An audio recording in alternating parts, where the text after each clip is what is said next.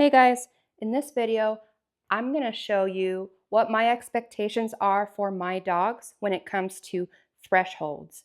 So a threshold is going to be in or out of the crate, in or out of the front door, back door, anything that's in or out.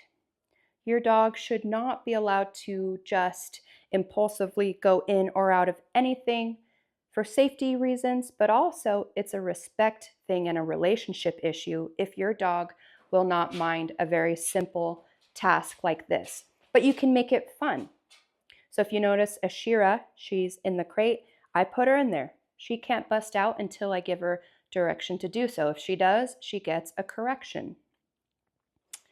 Right? So when you're first starting this out, you're going to be a little bit closer to your dog. Good.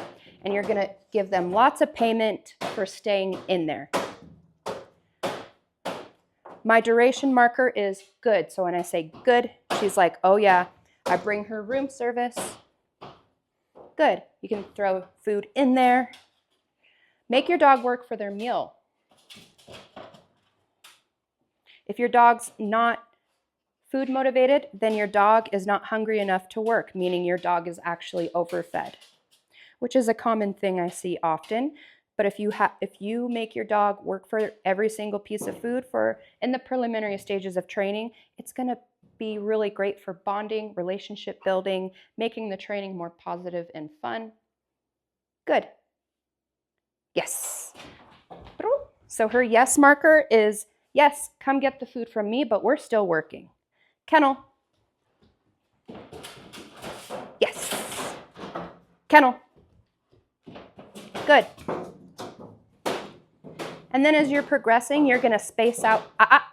You're going to space out your rewards. So you're not going to have to pay every single time. Like Ashira, where her training is, I very rarely, I'll do refreshers on crate training games, but very rarely do I ever reward her for going into her crate unless I'm feeding her in there. I mean, she loves to go in and out. She has no problem. So if your dog cannot do a simple task like this, yet they have behavioral issues, they're reactive on walks, they're anxious, they're what have you, the list goes on. If you tackle this, it's going to make a huge difference in the way how your dog perceives its life and how it perceives you and respects you, and it gives them more of a purpose. So yes. We like to do our little twirls. Kennel. Moe. Yes. Good. Kennel. And then you're going to build that duration of them holding it longer and longer and longer. And then I like to do a variable reward system.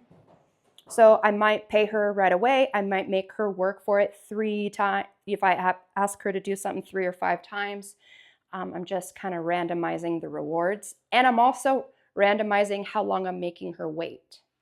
Yes. So, kennel. So I'll release her right away. Yes. Good. Kennel.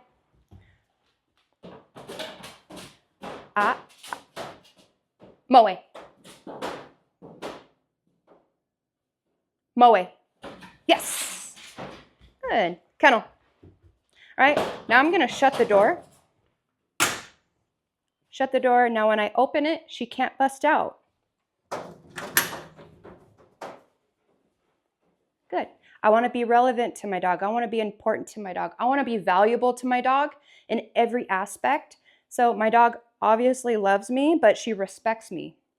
So if your dog cannot do this, but they're having trouble listening to you outside of the house, of course, they're not going to be able to listen to you outside of the house if they can't do this simple request. Yes. Oh, kennel. Kennel. You could also use a ball if you wanted to. Some toys. But usually I like to, in the beginning, use food because it's a lot more repetition. And we want to create value with them staying in the crate. So paying your dog for being in the crate is going to make them want to actually stay in there. Yes.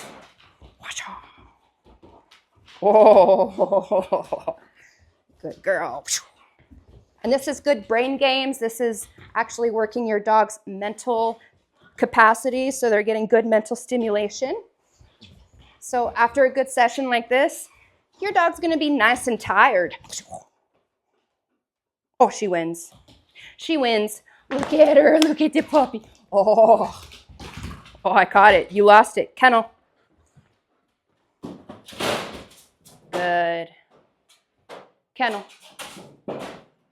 Anyways, I hope this video was helpful and you guys have a beautiful rest of your day. Yes.